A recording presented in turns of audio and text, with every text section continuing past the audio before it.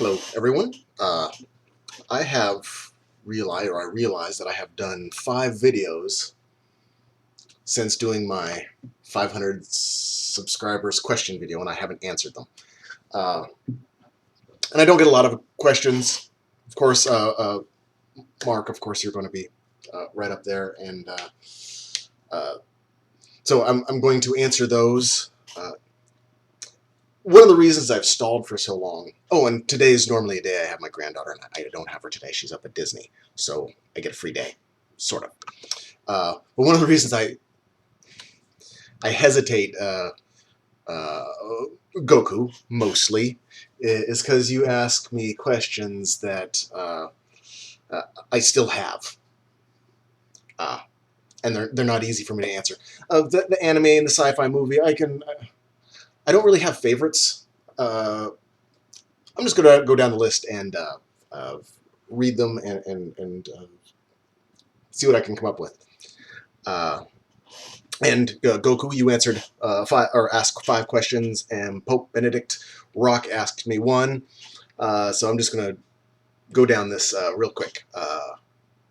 Well, maybe not real quick. However long it takes.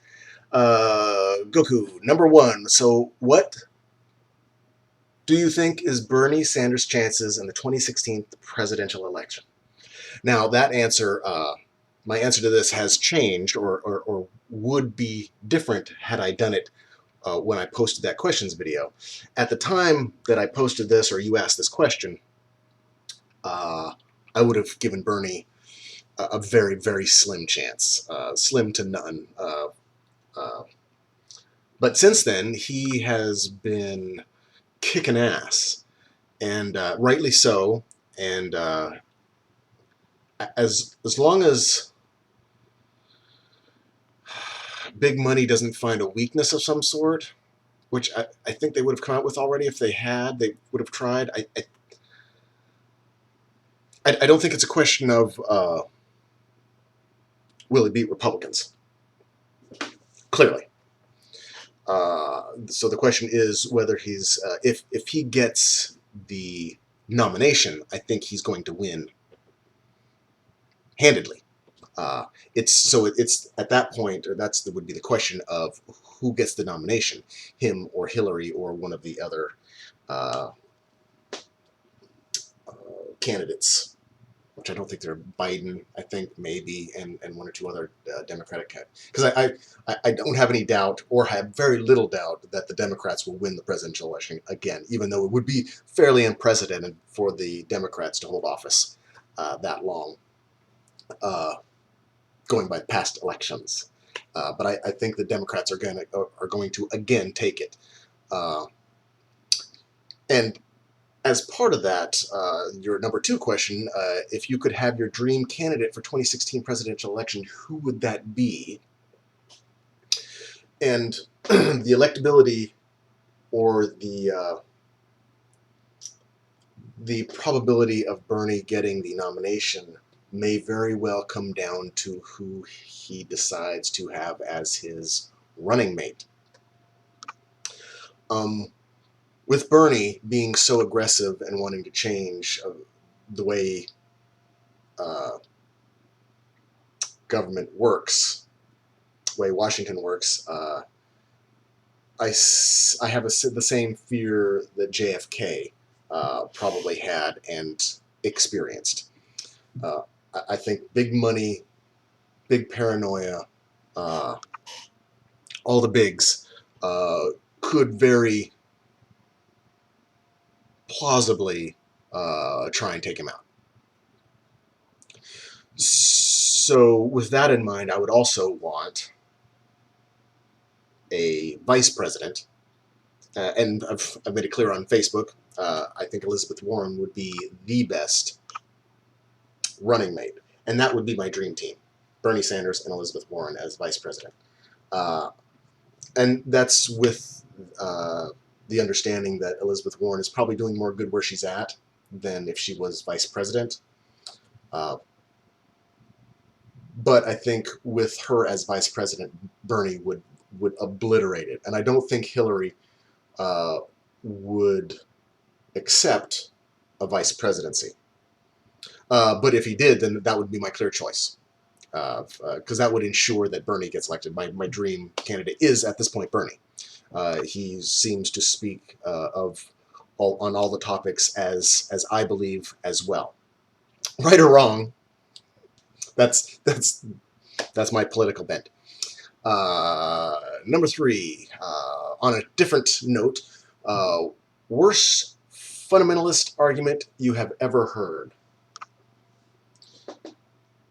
At the time that you asked that,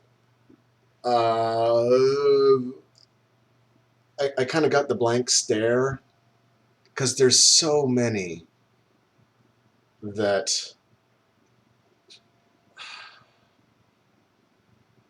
none of them really make sense. And I've been looking at fundamentalist arguments, and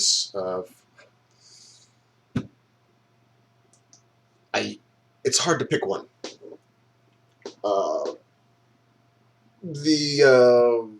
Probably the one that's most disingenuous and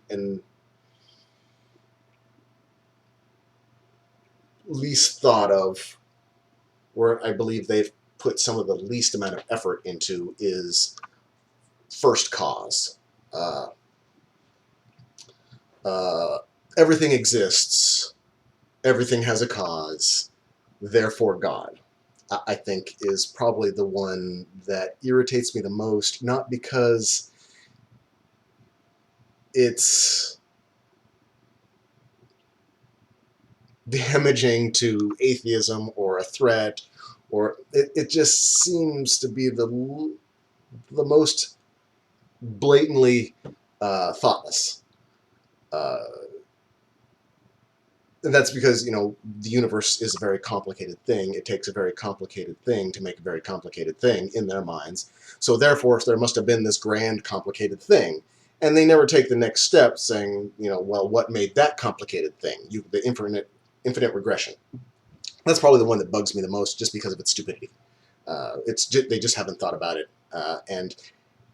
And when they use that, it's clear to me that they have zero care to the honesty of their arguments. They're just trying to throw chaff out to busy the atheists, and so that they don't have to actually think about it themselves. So I think that's probably the one that bugs me the most. But I could go down a whole list of them. They all bother me. Let's see, 4 and 5. What is your favorite anime, and what is your favorite sci-fi movie? Number 5 is a lot easier for me. What is your favorite sci-fi movie? Is Star Wars. On many levels, it's a great story. It's a classic story.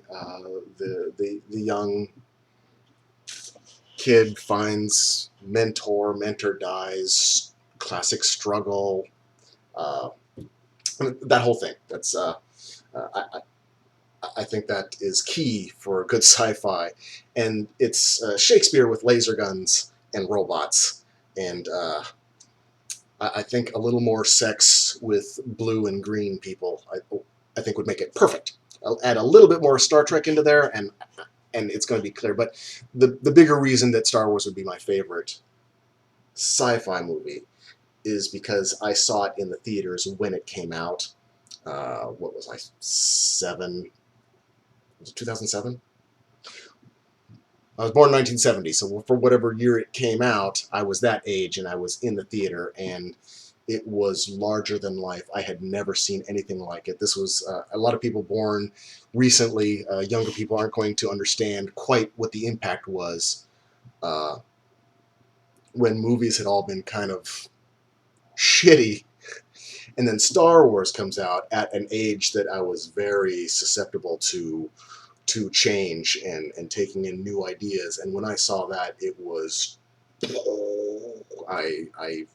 that's all I thought about, is the journey and space, and that changed my course. I don't know if it obviously, as a massage therapist, it didn't make me go into the sciences, but it definitely started my reading path. I started really reading that genre and actually reading and ingesting a lot of books. Number 4, what is your favorite anime? Going back to that one's harder. I don't really have a favorite one. Uh, I'm watching Knights of Sidonia Season 2 right now, which is pretty good. A lot of drama. I wish they would put more into the classic World War da da da da da da da da da, because they have the theme at the beginning and it's really hype, and the I suppose the 1940s propaganda feeling where war is great and terrible and we can survive, and I just wish they put a little bit more of that cheese into it during the show instead of just at the opening song. Uh, what is the name of the one? Appleseed is probably my all around go to, because usually it has the animation that I like, and Briarios I think is a cool character. Uh, Animes. I saw Akira at a very young age, and it gave me nightmares for a long time before I kind of really settled into it. Uh, so I have a special place in my heart for Akira.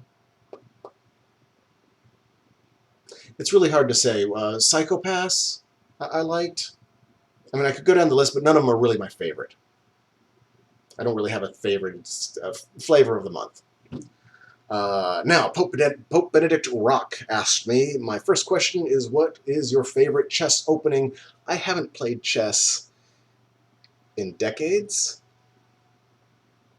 And I was never really that good at it. I used to enjoy it back before the internet, and I could just read articles and choke my brain full of useless information all day long.